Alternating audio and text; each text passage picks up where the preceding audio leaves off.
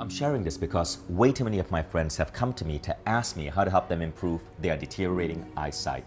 And they dread the thought of someday wearing glasses. When I tell them that I healed my eyesight in about 2 weeks from 2040 to 2025, that's around a 2 lines improvement in an eye chart, they want to know my secret. So I created this video to help my friends and to help you guys on the Mind Valley channel understand how you too can improve your eyesight. Basically, I was able to go from wearing glasses 40% of the time to 4% of the time. So my issue with eyesight started when I was 9 years old. I started wearing glasses and my eyesight rapidly deteriorated to the point where my myopia or short-sightedness was minus 7.00. That basically means I couldn't recognize a face this close to me. Now, when I was around 28, I finally had LASIK. And LASIK restored me to 20/20 eyesight. But as you know, when you go for surgery, sometimes things go wrong.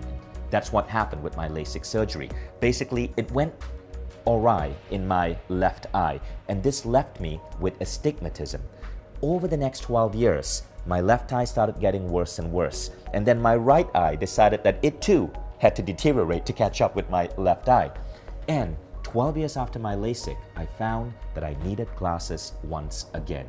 And so I had to go back to the doctor and figure out what to do. Now, the doctor told me that as a man in my 40s, LASIK would no longer be an option. So I was faced with two choices: deal with wearing glasses, which I totally disliked, or try to heal my eyesight myself. Now, what happened then was, I was in a conversation with my friend Dave Asprey, the famous biohacker, the founder of Bulletproof Coffee. And Dave told me how working with a vision coach for 1 hour a week for 12 weeks totally got rid of his bad eyesight and allowed him to function without glasses. I was intrigued, so I started researching the natural healing of eyesight. What I'm going to share with you is what I found, and what I'm going to share with you is my advice for what you can do to help restore your eyesight so you can, if not get rid of your glasses, reduce the amount of time you do have to wear glasses. Now, I'm still experimenting. I've been doing this now for over a year, and although it's not perfect yet, I want to share with you what I know because I believe this is going to help a lot of people. So in this video, I'm going to cover a number of different things, but if you're looking to prevent bad eyesight developing in your kids, or if you're looking to heal your vision, or if you're looking to prevent the onset of age-related vision problems like farsightedness, or if you're looking to reduce your use of glasses, pay attention because I'm going to share with you everything I've thus learned. So the first big mistake people make is that they go get their eyes checked at a store that sells glasses. This is never a good idea. The machines at that store are not accurate. I did a simple experiment. I had my eyes checked at one of these stores, and then I went to a real clinic, a real doctor, and the difference was almost 40%. I decided to take the doctor's prescription, as should you. You see, your eyesight varies from day to day, from year to year. Some studies on children found that a child could naturally move from short-sightedness to far-sightedness year over year. But here's what happens.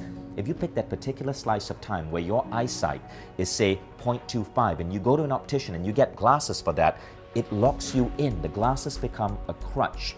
So what you want to do is go to a real doctor. A true vision checkup could take up to an hour. In an eyeglass shop, right? They'll do it in around 15 minutes because they want to move you through and sell you glasses. Go to a doctor and get your vision properly checked. Now, the second tip is this: after you get your actual prescription from the doctor, get a lens that is one step lower. Because like I said, your eyesight actually fluctuates. You could be at 0.5 in one day when you're really stressed out, and after a relaxing weekend, your eyesight could actually improve. Studies are now finding that emotional states, that stress influences your vision. So if your doctor tells you that your eyesight is, say, 0.5 myopia, short-sightedness, don't get a 0.5 lens. Get a lens that's 0.25. That will still give you an adjustment, but it gives you room for your vision to improve. If you get 0.5, your vision cannot go below 0.5.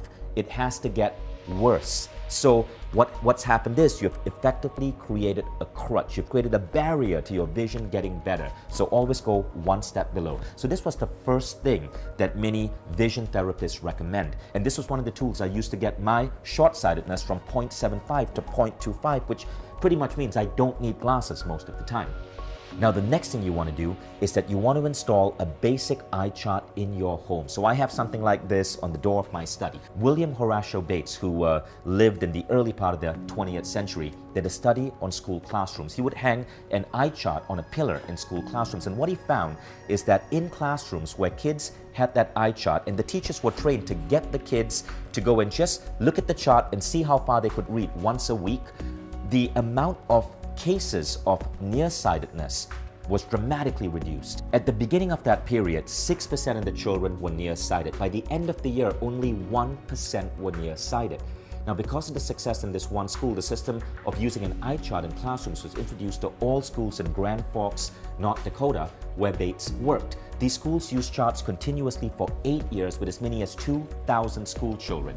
And there was an unexpected results. The kids actually began to see better than normal. Children who already had normal sight 20/20 were now able to read at 20/15 or 20/10. It was nuts. You must have an eye chart installed in your home for you and your kids. Adults can do the same thing. Now, here's another really important tip. Studies on kids found that if you allow your children to sleep in a room that is absolutely dark, that means no night light, no door ajar with a light out in the corridor, your kids are less likely to develop vision problems in the future. Now, this study blew me away. It was done by the University of Pennsylvania on around 479 kids. Now, what they found is that sleeping in a dark room, if you have your kids sleep in a pure dark room, they are less likely to develop bad eyesight. So here's what happened. They divided these kids into 3 groups. Kids that slept in a dark room, kids that slept in a room with a night light on, and kids that slept in a room with the lights turned on. And then they traced these kids to see what type of vision problems these kids would develop. Now, they found this. Of the kids who slept in a darkened room, only 10% developed nearsightedness. Of the kids who slept in a room with a night light on, 34% developed nearsightedness. And of the kids who slept with the lights on, 55% developed nearsightedness. So this is an important conversation you got to have with your children if they are afraid of sleeping in the dark. The dark is phenomenal for sleep, and science is showing that it has a correlation with helping kids retain good vision.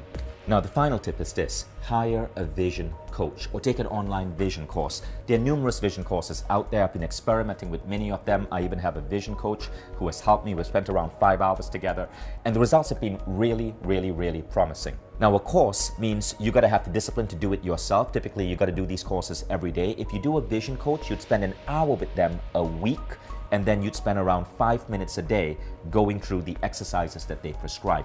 Whereas on a course, you typically are spending between 10 to 20 minutes a day watching a video and doing the eye exercises which are being prescribed. Now, my tip is, don't get obsessed with the Bates method. The Bates method was popular in like the 1930s, and a lot of people talk about the Bates method because it was the first method to really heal vision. So much more research has happened. It's been almost 90 years since that book was released. And today, modern vision therapists and newer courses on vision know so much more. So avoid the Bates method. It works, but it works slow. There are much faster ways to improve your vision that have been developed in the last 90 years. So I hope these tips help you. Go ahead and share this video with other people whom you feel need to hear this to improve their vision, and good luck on your vision quest.